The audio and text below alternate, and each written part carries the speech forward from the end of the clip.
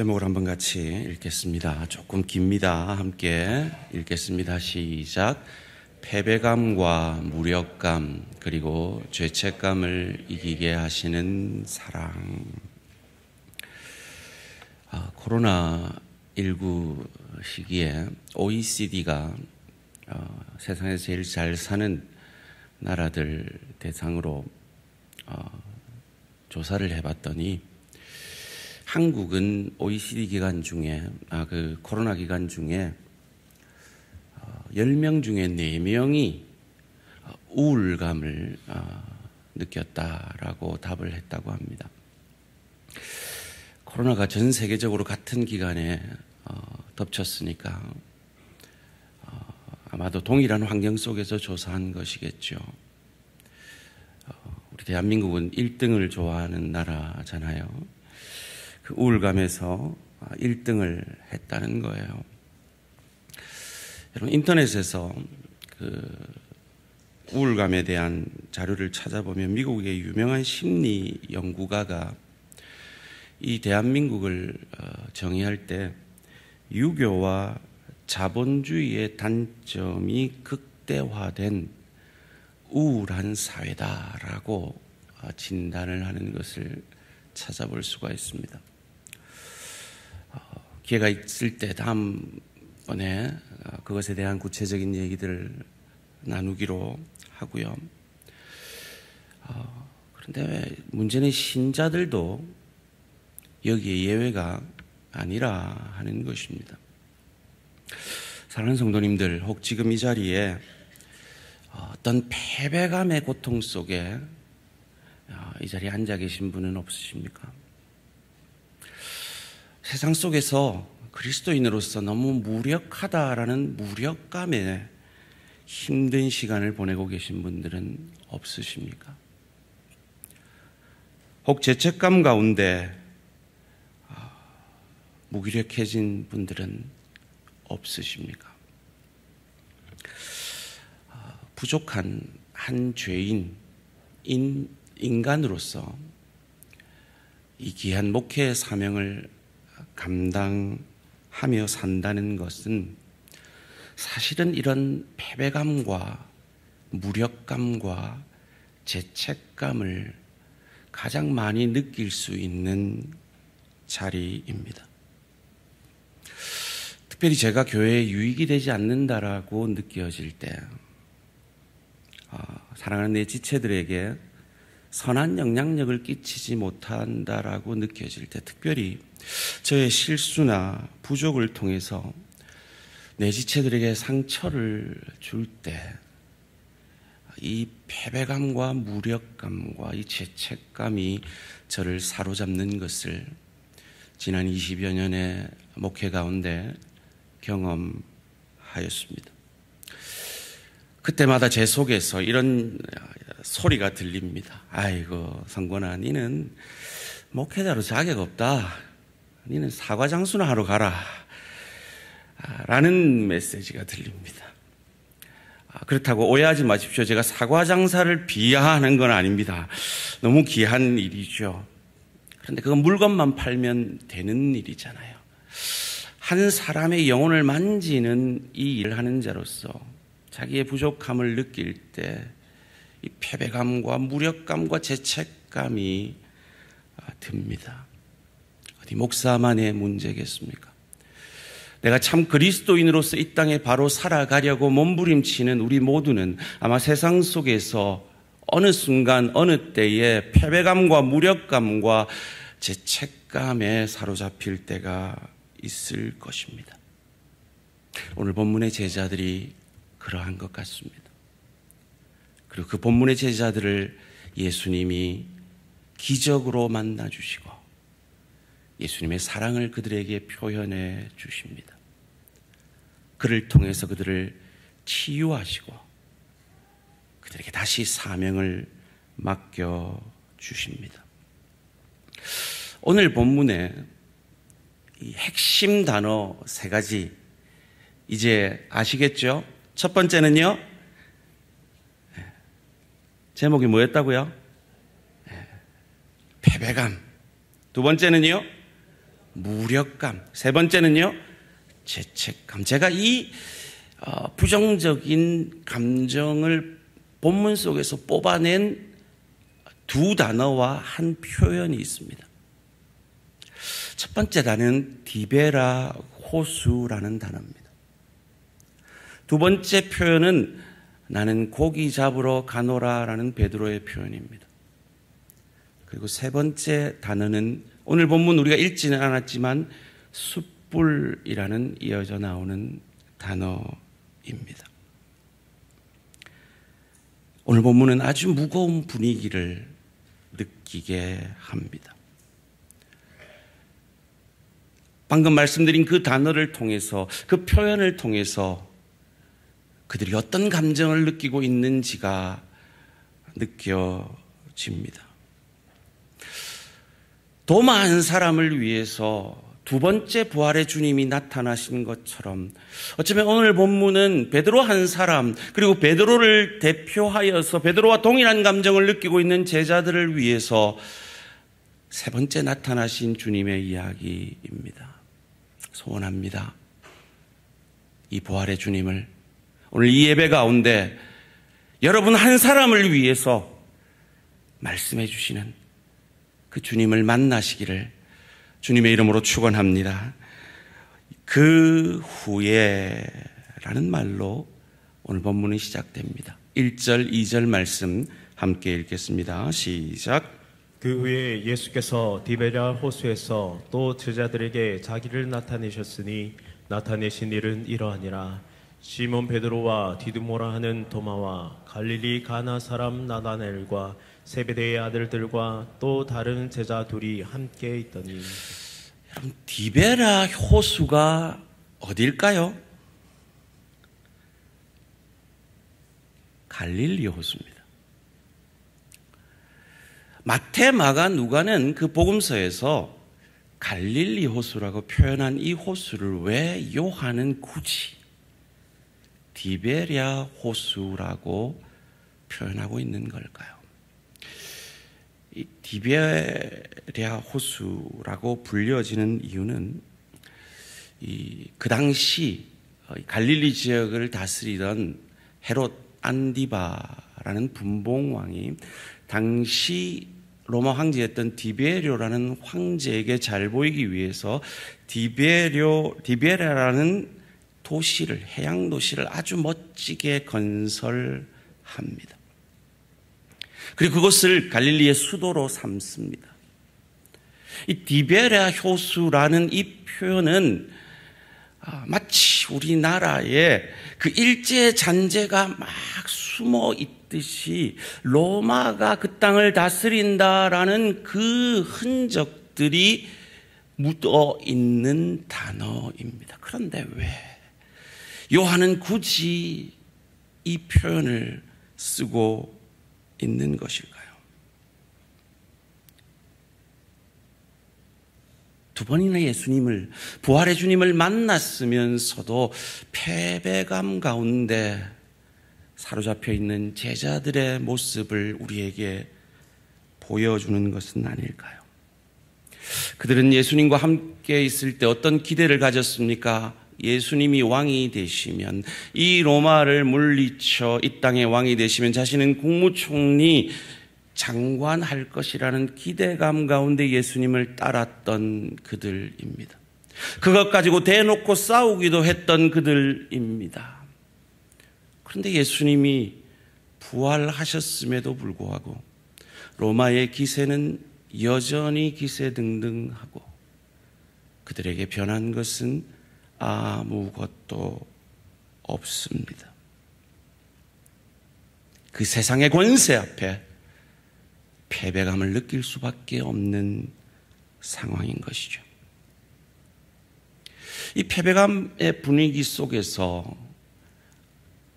오늘 본문에 7명의 제자들, 베드로와 도마와 나다나엘과 요한과 야고보와 그리고 다른 두 제자 7명, 아마도 갈릴리 출신들끼리 모여서 다시 갈릴리로 고기 잡으러 가자라고 하고 있습니다.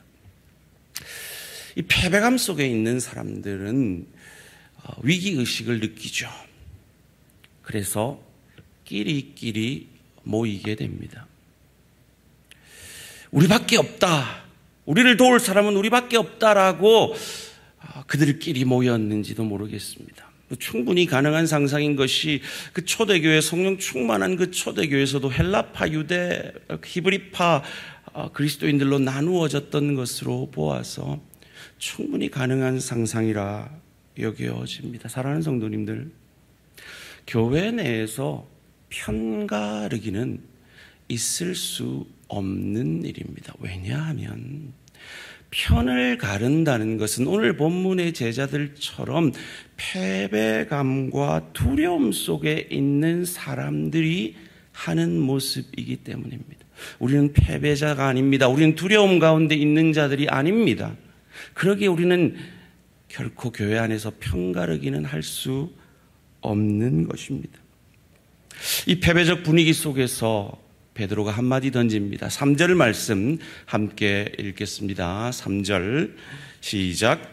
시몬 베드로가 나는 물고기 잡으러 가노라 하니 그들이 우리도 함께 가겠다 하고 나가서 배에 올랐으나 그날 밤에 아무것도 잡지 못하였더니 나는 물고기 잡으러 가노라. 여러분, 이 고백 속에서 무엇이 느껴지십니까? 저는 베드로의 무력감이 느껴졌습니다.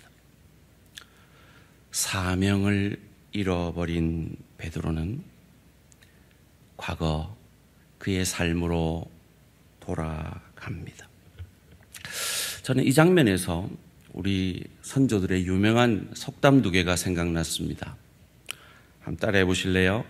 목구녕이 포도청이다. 배운 것이 도둑질이다. 이걸 연결하면 어떻게 됩니까? 목구녕이 포도청이니까 먹고는 살아야 되니까 배운 것이 도둑질이니 다시 예전에 고기 잡으러 가자라고 무력감 가운데 고백하고 있는 것입니다. 그런데 베드로가 그렇게 노력한 것 같지도 않아요. 그냥 가자 했는데 6명이나 베드로를 따라갑니다. 왜 그랬을까요? 그들도 동일하게 그 무력감을 느끼고 있었기 때문이겠죠. 또 한 관점으로는 이 베드로에게 여전히 수제자로서의 영향력이 있었다라고도 볼 수 있을 것입니다. 사랑하는 성도님들, 저와 여러분은 크건 작건 모든 사람에게 영향력을 미치는 사람입니다. 우리 기존의 대한교회는 새 가족들에게 영향력을 미치는 사람입니다. 구역장이십니까? 교사이십니까? 여러분은 엄청난 영향력의 사람들이십니다. 신앙의 연륜이 오래되셨습니까? 연륜이 낮은 분들에게 여러분이 원하든 원하지 않든 영향력이 있는 사람들입니다.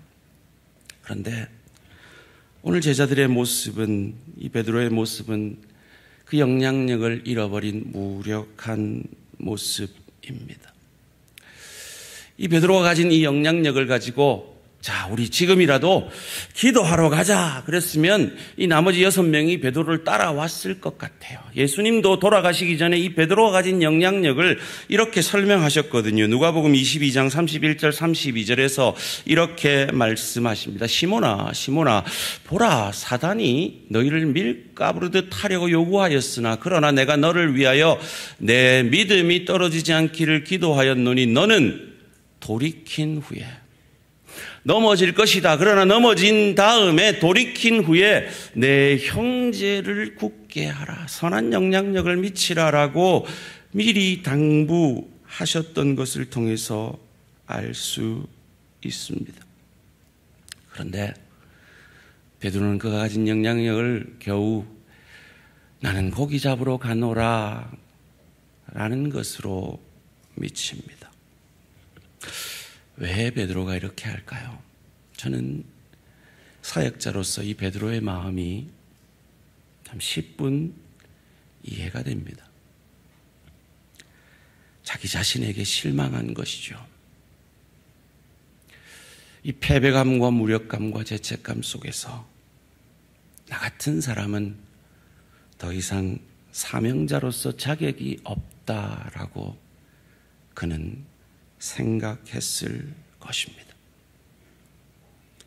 그런데 그런 베드로의 생각과 달리 우리 예수님의 관심은 다른 데 있었습니다. 우리 예수님은 네가 얼마나 실수 없이 완전히 그 사역을 행하느냐 거기에 있지 않았습니다. 그래서 네가 범죄하였느냐 넘어졌느냐 거기에 있지도 않았습니다. 네가 얼마나 훌륭한 사람인가 거기에 있지도 않았습니다. 예수님의 관심은 네가 나를 사랑하느냐였습니다. 지금 베드로는 자기 절망 가운데 무력감과 패배감과 죄책감 가운데 사로잡혀 있습니다. 그런데 그런 자기를 향하여 나를 사랑하느냐 물으십니다. 사랑받을 수 없는 그 사람에게 그렇게 질문하십니다. 자기 절망 가운데 있었던 3번이나 주님을 모른다 부인했던 그에게 말이죠. 이 패배감과 무력감 속에 있던 베드로를 더 힘들게 했던 감정, 죄책감입니다. 예수님 앞에 나아갔을 때 그의 눈에 보인 숯불 때문이었습니다. 오늘 본문 요한복음 21장 9절 말씀 함께 읽습니다. 시작. 육지에 올라보니 숯불이 있는데 그 위에 생선이 놓였고 떡도 있더라. 왜 숯불 때문에 그가 죄책감을 느꼈을까요? 예수님을 3번이나 부인하며 저주까지 했던 그 순간에 그가 바라봤던 그것이 숯불이었기 때문입니다. 요한복음 18장 18절 개역 한글판으로 이렇게 쓰여져 있습니다. 그때가 추운 고로 종과 하숙들이 숯불을 피우고 서서 쬐니 베드로도 함께 서서 쬐더라. 여러분이 엄청난 잘못을 행할 때 바라봤던 어떤 물건, 어떤 공간, 어떤 음악, 그 동일한 음악을 들으면, 그 동일한 물건을 보면 우리는 그때 느꼈던 감정을 똑같이 느끼는 것을 경험하게 됩니다. 아마도 베드로도 그랬을 겁니다. 이처럼 이 패배감과 무력감과 죄책감 가운데 있는 제자들, 디베레 호수를 통해서 물고기 잡으러 가노라는 그 고백을 통해서 숯불을 통해서 충분히 상상할 수 있는 그들의 이 폐잔병 같은 모습, 그 감정들 가운데 우리는 오늘 이 땅을 살아가는, 이 세상 속에 살아가는 그리스도인인 우리의 모습을 보게 됩니다. 함께 예배드릴 때는 우리는 뭔가 크게 할 수 있을 것 같습니다. 그런데 세상 속으로 나아가면, 저 거대한 세상 속으로 나아가면 우리는 때로 그리스도인으로서 패배감을 느낍니다. 한 사람의 그리스도인으로서 소금과 빛 된다는 것이 너무 무력하다라고 느끼곤 합니다. 그리고 쓰러지고 넘어지는 우리의 모습을 통해 죄책감 가운데 가슴 아파합니다. 바로 이 제자들의 모습이 우리의 모습이라는 겁니다. 그런데 우리는 알고 있습니다. 이 죄책감과 무력감과 패배감 속에 있는 이 제자들을 통해 300년이 지나자 그들에게 패배감을 안겨주었던 그 로마를 복음이 삼켜버린 것을 우리는 알고 있습니다. 이것이 어찌 가능했을까요? 성령이 그들을 사로잡았기 때문입니다.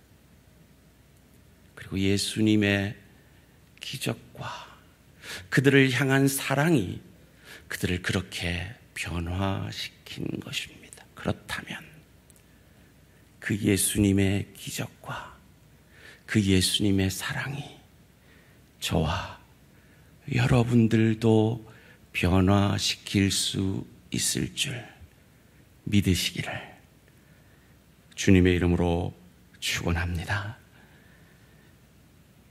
누군가, 알아보지 못할 누군가가 저 무태서 묻습니다.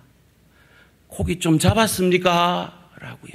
오늘 본문 21장 5절 말씀입니다. 예수께서 이르시되 얘들아 너에게 고기가 있느냐?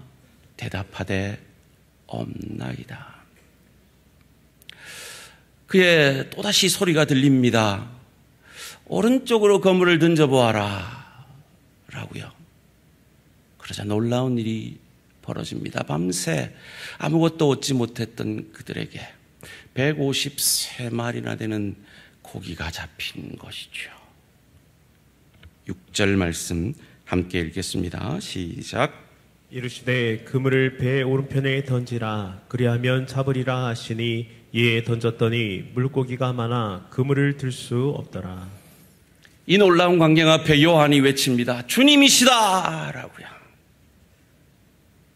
어쩌면 베드로는 이 요한의 고함 소리가 들리기 전에 미리 예수님인 줄 알고 있었을지 모릅니다. 왜냐하면 3년 전 베드로를 처음 부르실 때도 이와 같은 역사가 있었기 때문입니다. 다른 제자들은 그 역사 앞에서 가만히 있었는데 베드로만이 유일하게 나는 죄인이로소이다. 나를 떠나소서라는 고백을 합니다.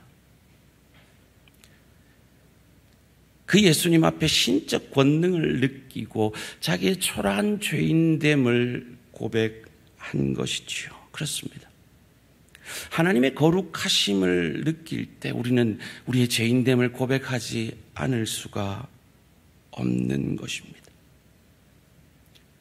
그리고 생각을 합니다. 그때 예수님이 그런 죄책감 가운데 있던 나에게 말씀하셨지. 내가 너를 사람 낚는 어부가 되게 할 것이다.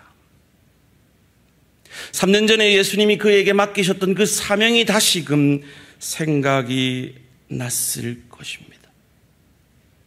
그러자 그 사명의 생각이 그들 마음에, 그 마음에 이 세상의 권세, 그 앞에 패배감을 느끼던 그 감정이 사라지게 합니다.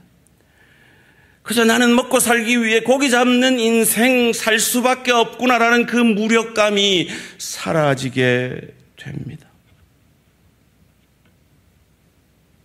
그래서 예수님께 쫓아갑니다. 7절 말씀입니다.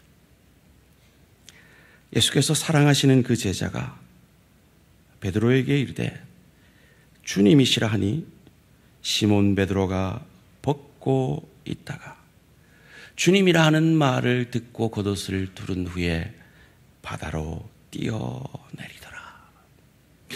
겉옷을 왜 입었는지 아마 예의를 갖춘다고 입었겠죠. 그리고 예수 앞에 갔는데 그의 발걸음을, 그의 신나는 발걸음을 멈추게 하는 것이 보입니다. 숯불입니다. 그는 다시 고개를 숙일 수밖에 없었습니다. 죄책감에 사로잡힐 수밖에 없었습니다. 그런 그에게 예수님이 물으십니다. 요한의 아들 시몬아, 네가 나를 사랑하느냐? 사랑하는 성도님들, 주님이 여러분에게도 이 시간 물으십니다. 네가 나를 사랑하느냐?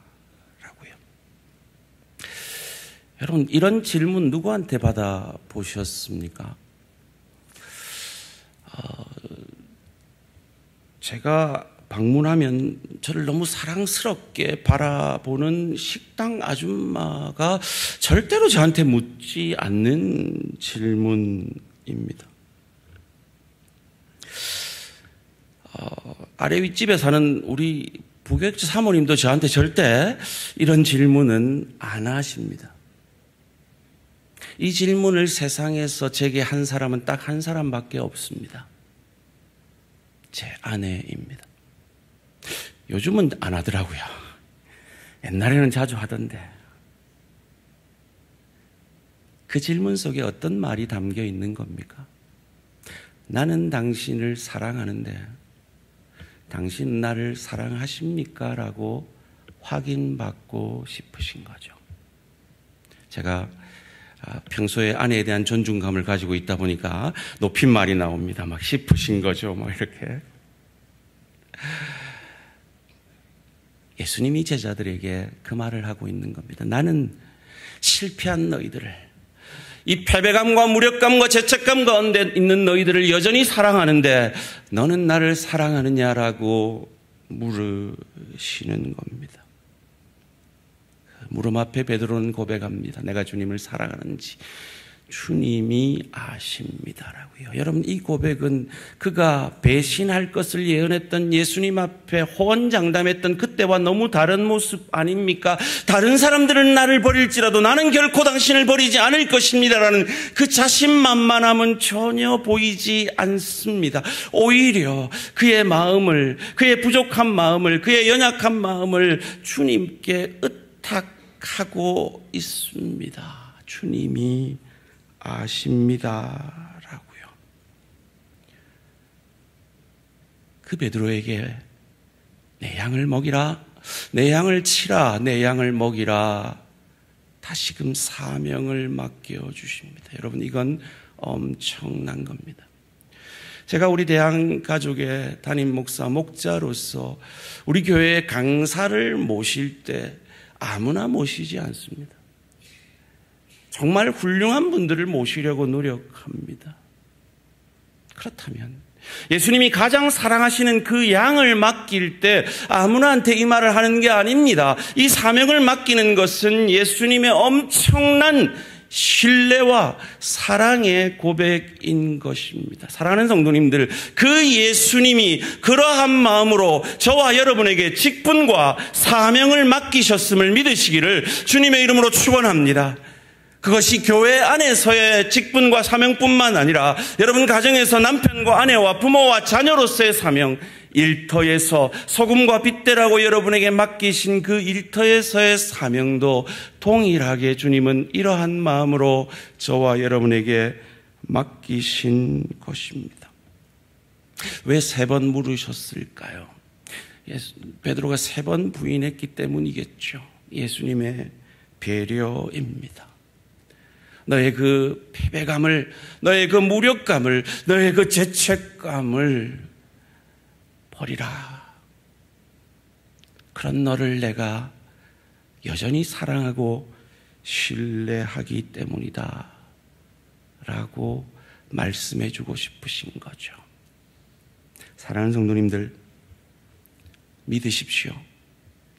예수님의 사랑과 용서는 저와 여러분의 패배감보다, 무력감보다, 죄책감보다 크심을 믿으시기를 주님의 이름으로 축원합니다. 그 크신 주님의 사랑으로 베드로는 그 패배감과 무력감과 죄책감을 이기고 복음 들고 세상으로 나아가 순교의 제물이 되었습니다. 그런데 그 죽음은 패배가 아니라 승리였으며 무력감이 아니라 사명이었으며 죄책감이 아니라 나 같은 죄인을 구원하신 그 주님의 은혜에 대한 감격과 감사였습니다. 우리에게 남겨진 사명을 이 마음으로 감당해내시는 저와 우리 모든 성도님들 되시기를 주님의 이름으로 축원합니다. 그런 마음으로 이 9월 마지막 주 영적 VIP들을 새가족 초청주일에 초청하시는 저와 우리 모든 성도님들 되시기를 주님의 이름으로 축원합니다. 그런 주님이 우리를 향한 마음으로 직분과 사명을 주님 부르시는 그날까지 충성스럽게 감당하는 저와 우리 모든 성도님들 되시기를 주님의 이름으로 축원합니다.